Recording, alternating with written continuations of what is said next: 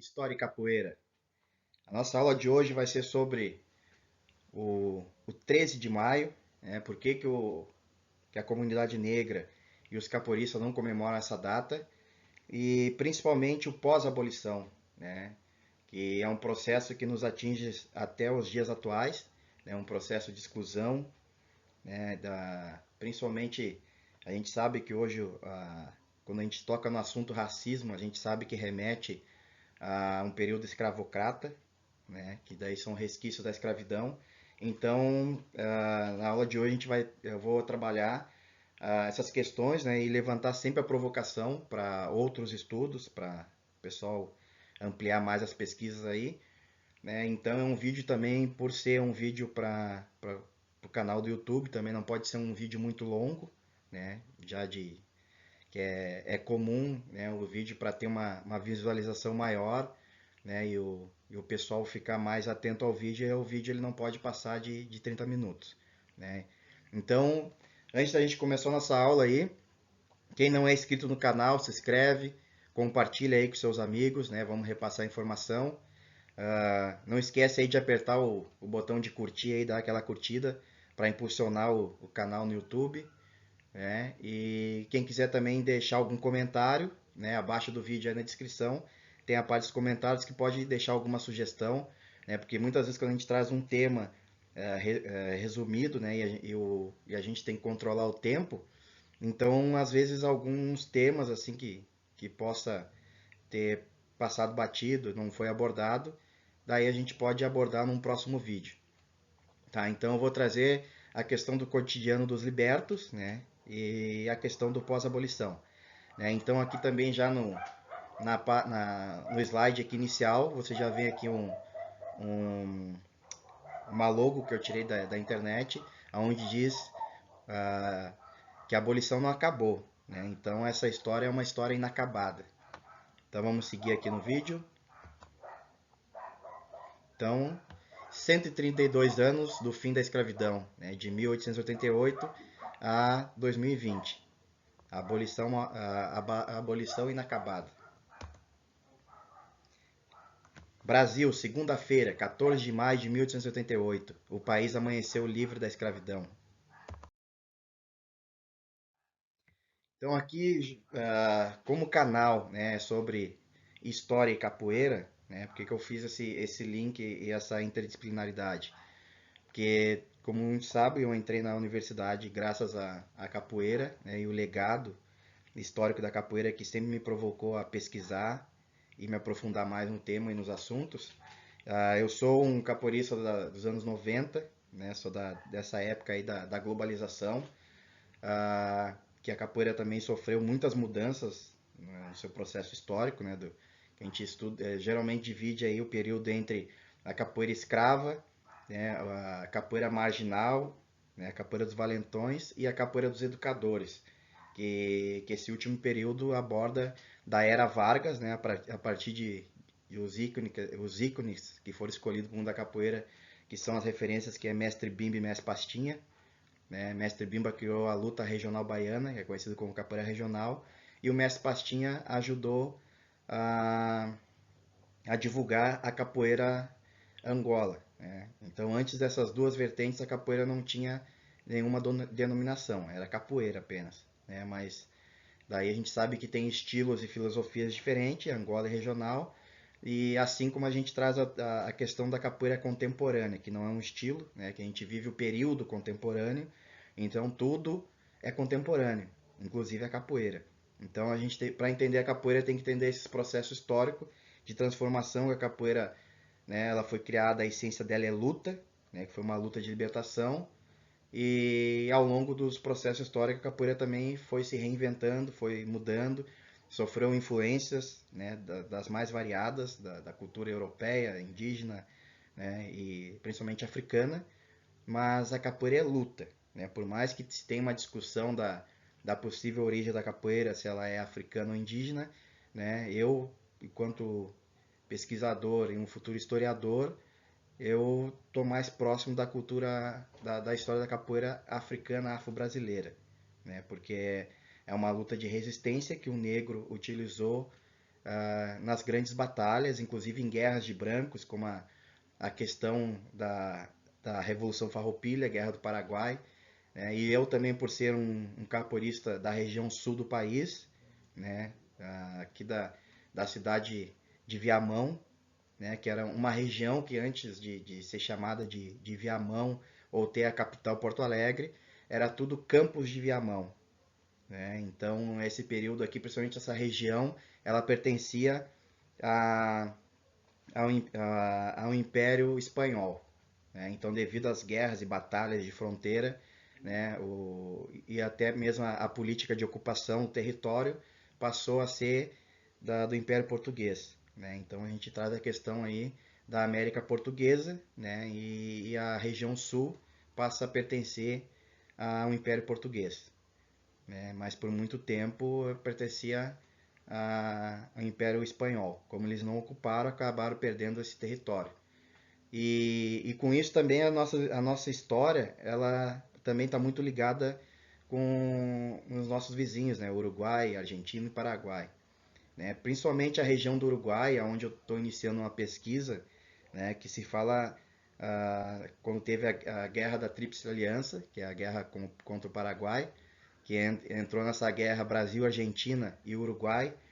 E no Uruguai também se tem alguns relatos, alguns resquícios dos negros, né, que ao chegar aqui na região de fronteira, passavam para o país vizinho, que lá a abolição já tinha ocorrido. Então, se eles lutassem naquele exército, eles já seriam livres, né? Então, se fala também na questão do batalhão Flórida, né, que era um batalhão no Uruguai, que eram de capoeiristas, né? Até o próprio filme que retrata a história de Artigas, né, que é Artigas lá Redota, se eu não me engano, tem no YouTube, né, que foi um filme que eu assisti na universidade e já inicia já com a história do negro Ancina, né, que no filme ele é retratado como um capoeirista, né, que era o braço direito aí de Artigas, né, e conhecia bem as habilidades da capoeira. Então, as próprias cenas extras do filme traz um capoeirista uruguaio tocando um berimbau, contando a história da capoeira brasileira, né, na visão dele, é claro. Mas também é fácil de entender e, e não é difícil de a gente imaginar que existiu capoeiristas, né, que lutaram no exército uruguaio, né, nessa guerra do Paraguai, né? Tanto que aqui no Brasil a gente tinha o Batalhão Zuavos da Bahia, né? Mas também teve muitos, né, recrutados, forçados, né, quando a gente traz a questão dos voluntários da pátria, né, que os brancos mandavam seus escravos para a guerra, para eles não ir para a guerra, né, e o escravo, por ser uma mercadoria, né, foi também prometido alforria, que claro não foi cumprido pós Guerra do Paraguai, mas enfim, aqui eu estou passando só um resumo histórico rapidamente para a gente ir construindo aí esse vídeo para vocês compreender os slides aqui. Mas então a história da capoeira do Brasil como a do Uruguai, né, ela está ligada principalmente na questão da guerra contra o Paraguai, né? E eu também estou pesquisando aí para o meu TCC, né? Claro que ainda não abri ainda as fontes, porque está em construção, essa questão dos capoeiras na guerra, né? Principalmente aqui também na Revolução Farroupilha, os lanceiros negros.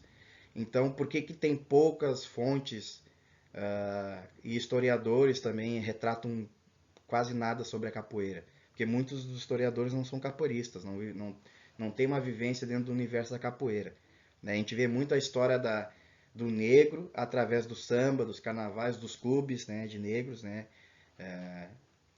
Que tem uma história muito ampla, e alguns historiadores eles até mencionam a capoeira ali, que no caso um historiador capoeirista, ele vai pegar as informações e vai seguir dali, né? Então, eu já venho pesquisando há um tempo, são poucas informações sobre a história da capoeira no Rio Grande do Sul, né? Desde a ocupação, né? Século XVIII, XIX principalmente, com essa presença, né, das lutas aí dos brancos, Guerra do Paraguai e Revolução Farroupilha, tá?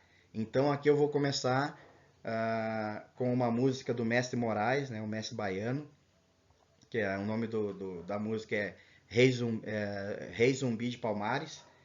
E aqui como a capoeira ela sempre foi uma transmissão pela oralidade, porque muita da população negra, pessoas no pós-abolição, não tiveram acesso ao ensino, né? O acesso ao ensino demorou muitas décadas, né, para o negro ter acesso ao ensino. Até hoje não tem um ensino de qualidade, né? Se a gente for ver a precariedade das escolas públicas, né, a população negra ela ainda é desassistida nessa questão educacional, né? E o acesso à universidade ainda continua sendo um sonho para a grande maioria, né, porque muitos têm que trabalhar e conciliar os estudos, então, e às vezes no meio do processo, por questão financeira ou também de muitas tarefas que tem aí, muitos negros e negras acabam desistindo de se formar, né? Mas eles contribuem bastante quando estão dentro da universidade. No meu caso, de novo, trazendo para a questão da capoeira, a experiência que eu tive dentro da universidade é que eu era o único capoeirista de toda a universidade, né, no curso de licenciatura em História, até hoje acredito que sou ainda, porque no Rio Grande do Sul não tem historiador de capoeira, tem bastante no Rio de Janeiro, São Paulo, Salvador, né, então acredito que vou ser o pioneiro, né, na questão do TCC, porque eu estou tentando buscar fontes e não tem, então vou ter que, que seguir a partir das poucas fontes e dos historiadores clássicos que chamam, né? Porque a gente recebe muita informação, muita história dos mestres pela oralidade, só que muitos desses mestres não publicaram livros e não são autores conhecidos, né, que chamados clássicos. Então acabam a história do negro, né, dentro dessa história marginal, né, marginalizada e invisibilizada pela história dita como oficial, né, que sempre escondeu e ocultou a história do povo negro e das populações originárias, né, os povos indígenas, né? Então, seguindo aqui com essa música aqui, a capoeira ela sempre passou uma história através da oralidade, através das músicas, né? Sendo que a população negra, a grande maioria era analfabeta e semi-analfabeta, né? E muitas regiões até hoje, né, do país aí tem populações que só sabe escrever o nome, né? E, e tem pouca habilidade na parte escrita, né? Principalmente eu digo por mim, mesmo por ter estudado em escola pública, né? Hoje, assim, quando a gente se depara com a universidade, a gente tem uma barreira, assim, uma dificuldade com a questão da escrita dita como norma culta, né? E também as várias técnicas e maneiras de fazer e escrever história, né? Então, a metodologia, né, da história. Então, a gente tem uma dificuldade nessa parte, mas quando ele fala sobre capoeira, né, daí eu tô bem à frente de muitos aí, meus colegas da universidade que sabiam um pouco sobre a história da capoeira e principalmente sobre a história da cultura africana e afro-brasileira. E muitos trabalhos em grupos também evitavam tocar no assunto por não se identificar, né? E até mesmo aqueles que tinham certo interesse, o grupo não, quando ia escolher em grupo, acabavam não escolhendo os temas referentes à cultura negra afro-brasileira, né? E eu sempre fiz o link com a capoeira, então acabava muitas vezes fazendo os trabalhos em um grupo reduzido que aceitava abraçar o tema junto comigo, né? E aí eles falavam sobre o que eles estudaram, o que estava nos livros, e eu muitas vezes fazia a transposição didática sobre o olhar e sobre a visão da capoeira, né? Então vamos seguir agora aqui na música, e para o vídeo não ficar muito longo, eu vou procurar não falar muito em cima dos slides, né? Porque quando eu construí aqui os slides, né, já foi pensando nisso para ser mais dinâmico e mais rápido no processo dessa questão do tema pós-abolição.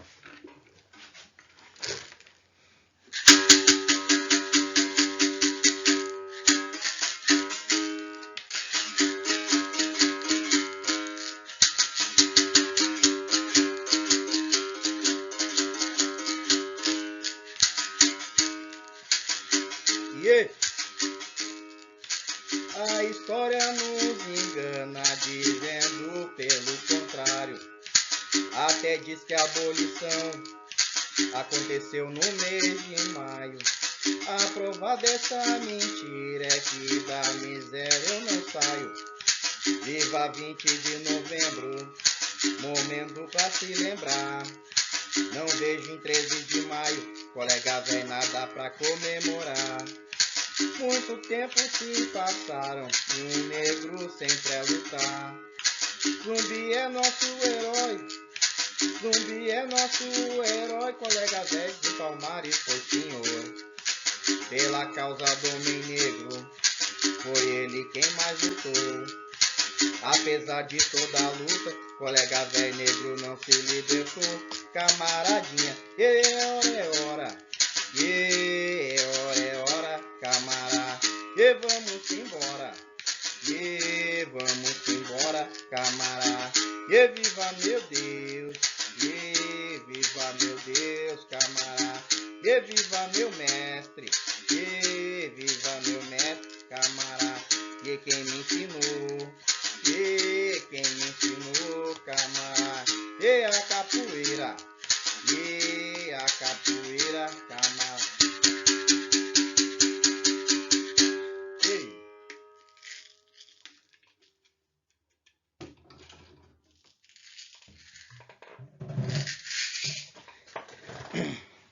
Então, depois dessa música aí do Mestre Moraes, né, que conta a história do Rei Zumbi de Palmares, né, e principalmente retrata bem a história da população negra e afro-brasileira, né, a realidade, né, dessa população, a gente vai seguir aqui então nos nossos slides.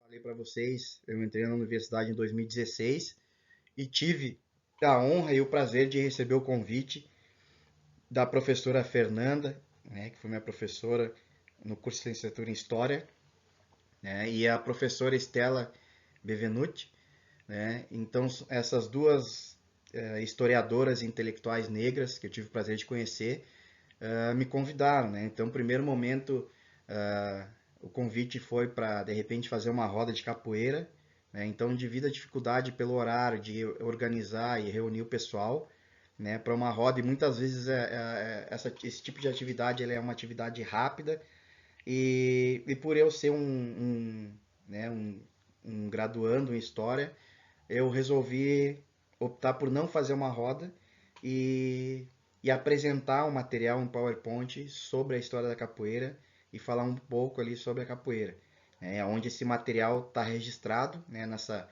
nesse primeiro ciclo de palestras e debates, né, de políticas públicas da cultura, identidade e historicidade da população negra no Rio Grande do Sul, né?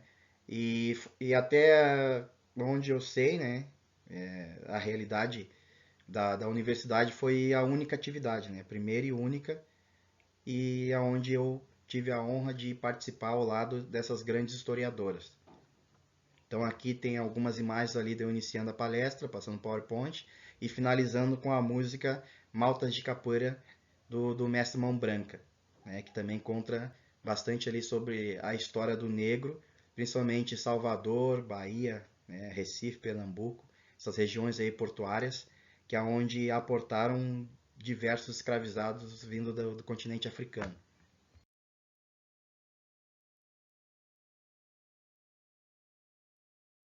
Vou fazer a leitura para vocês aqui na introdução, né? Posso fazer uma leitura rápida, então para você entender também as partes que eu destaco mais, onde eu acredito que seja bastante importante, até mesmo para mim ir organizando as informações, mas como é um vídeo, né, vocês podem voltar ao momento que quiser, dar pause, né, adiantar, então facilita bastante também para as futuras pesquisas de vocês. Brasil, segunda-feira, 14 de maio de 1888. O país amanheceu livre da escravidão. Aquilo que deveria ser motivo de felicidade e comemoração tornou-se um tormento nos dias que se seguiram. No dia 14 de maio de 1888, e em muitos outros dias sem ter para onde ir, sem ter o que beber, o que comer e o que vestir, tiveram seu registro queimado, a mando do governo para apagar nossa história.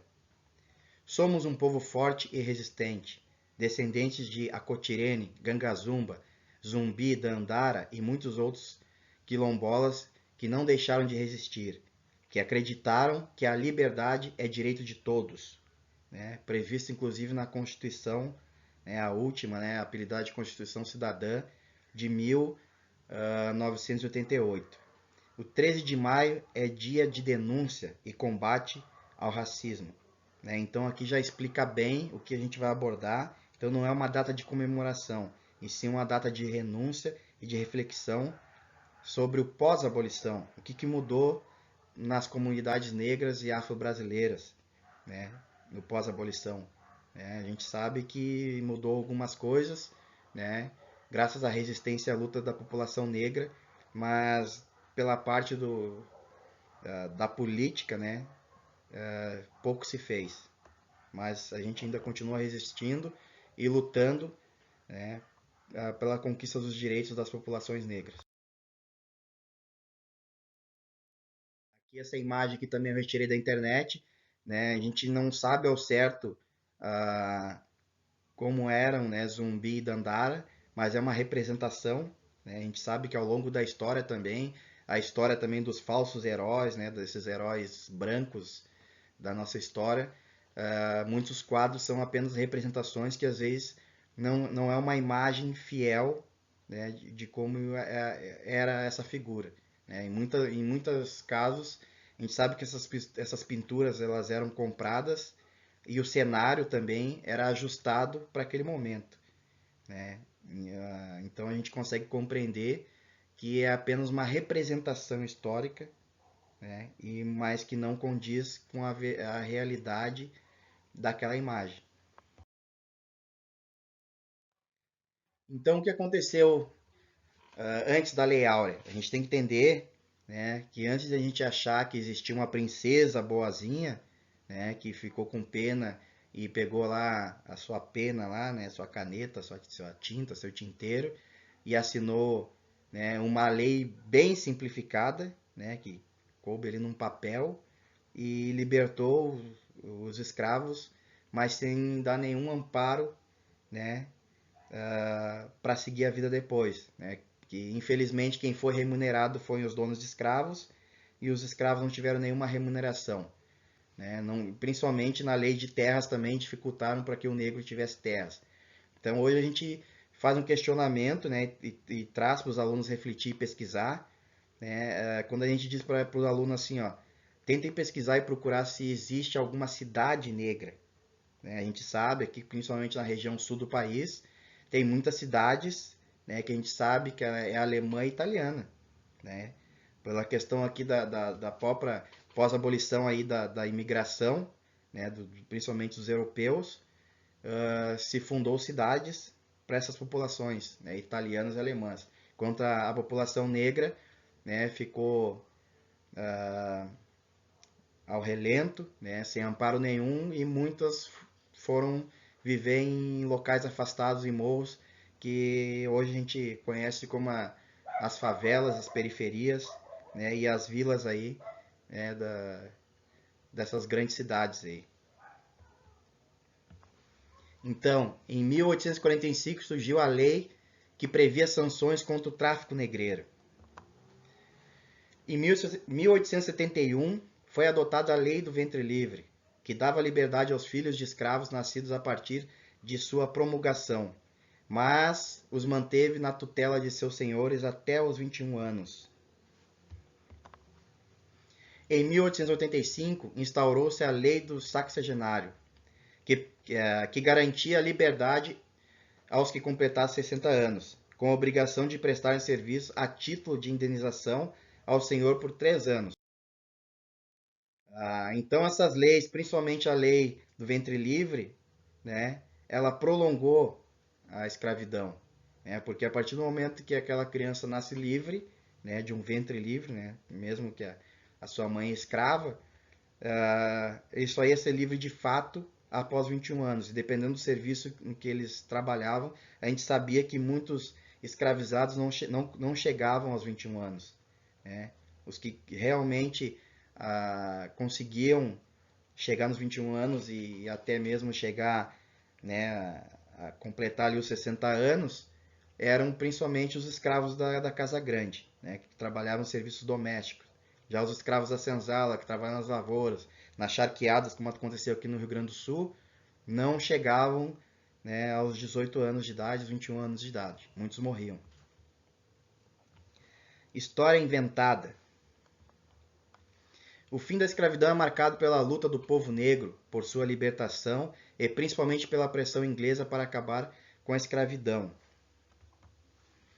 O fim da escravidão interessava também os senhores de engenho, mais esclarecidos do oeste paulista, pois concluíam que o trabalho assalariado era muito mais barato que o trabalho escravo. Aqui vale bem lembrar essa questão econômica, né? Quando um escravo ficava doente, né, ele causava um prejuízo para aquele senhor, para aquele feitor, dono de escravo, e se ele morria, né, ele perdia aquela propriedade, né, porque com o fim do tráfico negreiro, né, transatlântico, o escravo ele passou a ser muito mais caro. Então, às vezes, o dono de escravo poderia ter uma grande propriedade de terra, ter bois, ter uma certa mobília, mas o escravo valia muito mais que tudo aqueles outros bens que ele possuía. Então, a opção, né, eles viram que o trabalho assalariado, se o trabalho, a gente vê hoje, o trabalhador adoece, né, ele é afastado, se não voltar é demitido e colocam outro no lugar. Então, economicamente se torna mais viável, né, e mais lucrativo, né, para esses donos aí de propriedades, né, no caso. Então, quando a gente remete ali à escravidão, o negro, lembrando que o negro ele era um bem, né, que ele podia ser descartado, né, poderia matar e tudo era amparado pela lei, né? Então a gente está falando de um período escravocrata.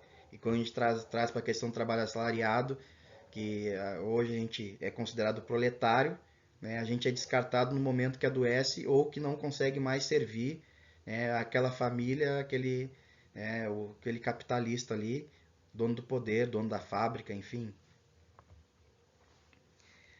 E a abolição também inacabada, ela não garantiu a integração do negro na sociedade, né? Como eu já tinha mencionado antes. Latifundiários que foram indenizados pelo governo federal. A abolição da escravidão não garantiu nem casas para os negros morarem, o que dirá terras. Os negros foram historicamente condenados à marginalidade e negro se tornou sinônimo de exclusão social no Brasil. 3 de maio, data construída pela elite branca. A luta do povo negro se fez durante os quase 4 séculos de escravidão através dos quilombos, da religião afro-brasileira, da capoeira e da música negra.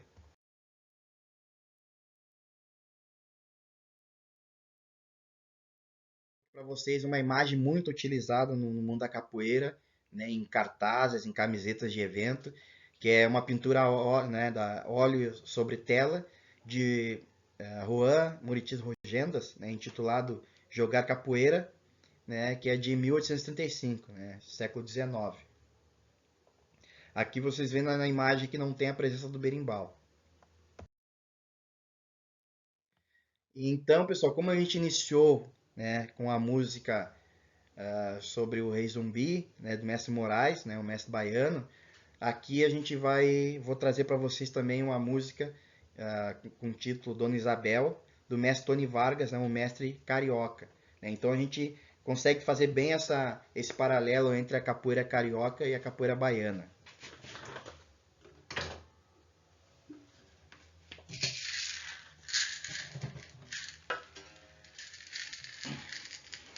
Então, primeiro aqui eu fazer a leitura, né, que a capoeira ela foi crime, né? Então a gente vê assim o principal golpe que a capoeira sofreu no pós-abolição, né, que poucas pessoas sabem da história da capoeira, né, ou pesquisaram, ou se aprofundaram, né, que a capoeira existe na realidade desde o século XVI aos dias atuais, mas principalmente aqui a criminalização da capoeira, onde ela se torna crime, né, que ela constou no Código Penal da República, né, dos Estados Unidos do Brasil, qual era chamada, né, em 1890, e a capoeira ela só sai do Código Penal na era Vargas, né, na era do presidente Getúlio Vargas. Então aí vocês conseguem verificar o processo, né, histórico aí que a capoeira ela sofreu perseguições e foi marginalizada.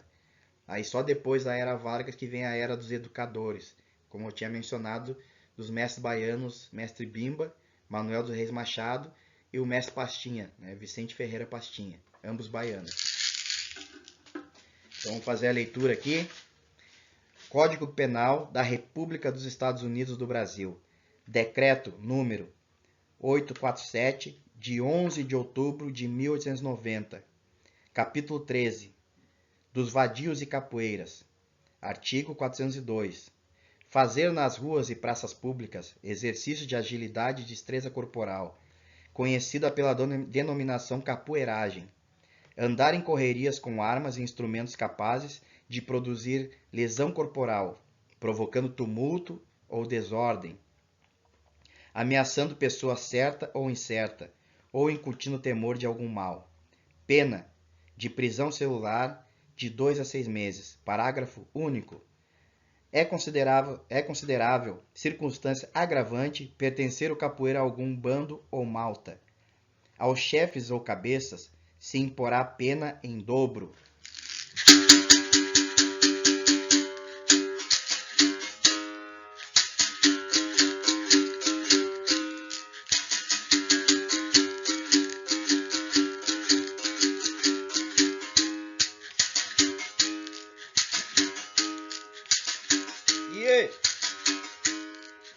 Dona Isabel, que história é essa?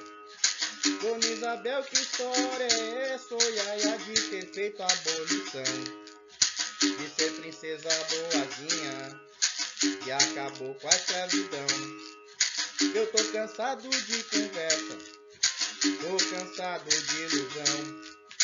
A abolição se fez com sangue, que inundava esse país.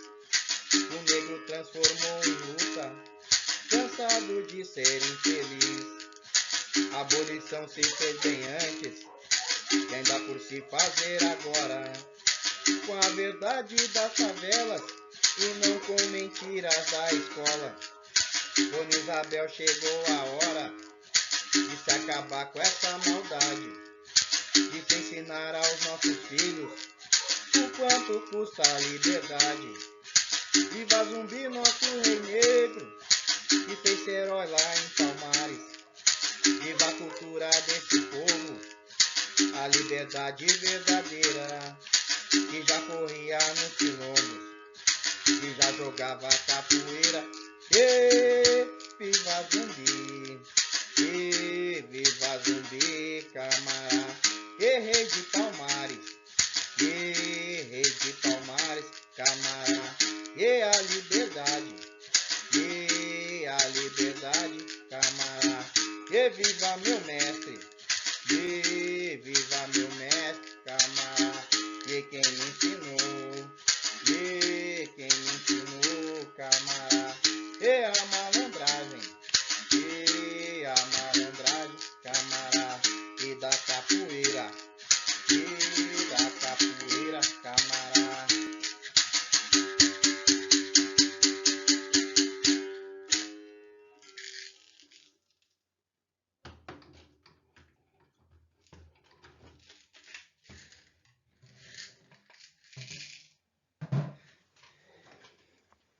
Então, depois dessa música do mestre Tony Vargas, né, Dona Isabel, que história é essa? Vamos avançar aqui no nosso estudo, aqui na nossa pesquisa. O próximo slide aqui também traz, né, o Código Penal da República dos Estados Unidos, né, com o decreto número 847, de outubro de 1890. Né? Então, onde o capítulo 13 ele traz a questão dos vadios e capoeiras. E aqui a gente está chegando ao fim, né, dessa nossa apresentação, né, e espero que vocês se aprofundem na pesquisa, né, vão além. Então é só para não deixar essa data passar batido, né, que agora também com a questão da pandemia, né, que a gente tem que fazer o isolamento social, principalmente os capoeiras aí que, assim como eu, que a gente já trabalha direto dentro das escolas, né, eu especificamente trabalho mais na área da educação infantil. Então, a gente sabe que cada estado, cada município tem o seu decreto, né? Não é uma coisa unificada, mas desde o primeiro dia, nós, assim, da educação infantil, a gente parou, né, com as atividades E aí a gente vem trabalhando com as questões das aulas EAD, né, de ensino à distância, que na realidade é também um ensino remoto, né, que infelizmente, como a gente traz essa questão do pós-abolição, né, e o negro, né, dentro da sociedade, e ele muitas vezes não tem acesso ao ensino até hoje de qualidade, e então são as populações que estão sendo mais prejudicadas no momento, né, principalmente as populações quilombolas, né, que não tem uma internet, né, depende muito do poder público ou de algumas comunidades negras, né, e associações de arrecadar alimentos e levar até essas comunidades. Então são as comunidades bem mais afetadas nesse momento. E principalmente na área educacional, né, onde muitos alunos não vão conseguir acompanhar esse ensino remoto aí, ou aula EAD, enfim, se já não tinham uma educação de qualidade dentro do ensino público, por mais que os professores se esforçam, né, devido à longa jornada e muitos não conseguem, né, fazer cursos de especialização para a área, principalmente nessa área tecnológica, né, então muitos professores estão tendo dificuldade em realizar essas aulas e gravar esses vídeos, editar e postar, né? E então a gente vem sofrendo essa questão aí de novo, né, com a dificuldade do acesso ao ensino, né, e principalmente à informação, né, que por mais que alguns tenham um celular ali na mão, tenham um pacote de dados ali limitado, né, não se torna inviável acompanhar as aulas. Então por isso que também os vídeos, para quem tem um pouquinho de acesso, tem que ser curto, né, para o pessoal poder aproveitar bem. E aí depois o pessoal pesquisa aí, se aprofunda nos temas que foi abordado, né? O vídeo aí facilita para poder voltar, pausar e depois o pessoal pesquisa no Google ali, né? O ideal é pesquisar no Google acadêmico, né? Onde tem artigos científicos escritos por historiadores e, enfim, professores com graduação, pós-graduação, também com doutorado, né, mestrado, enfim. Então, né, boa pesquisa para vocês aí e continuamos aqui na Resistência. Até a nossa próxima aula. Não esquece de apertar o botão de curtir, compartilha com seus amigos e quem não é inscrito no canal, se inscreve aí e aperta ali o sininho ali das notificações para sempre quando surgir vídeos novos, né, vai aparecer para vocês lá. Quem não é inscrito e não acionou as notificações, demora um pouquinho mais para o vídeo aparecer para vocês aí no YouTube. Tá? Um abraço, pessoal. Até uma próxima, né? No nosso canal aí, História e Capoeira. Axé, galera.